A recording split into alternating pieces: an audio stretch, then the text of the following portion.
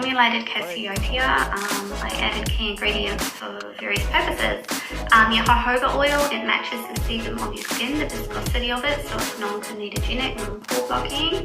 Also great antioxidants and antimicrobial properties.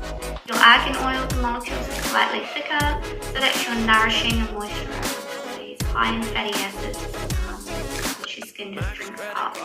And then we've got an apricot kernel oil, again a nice light emollient, high in vitamin A, so great for cellular turnover, but not in a harsh way that some really harsh retinols would do.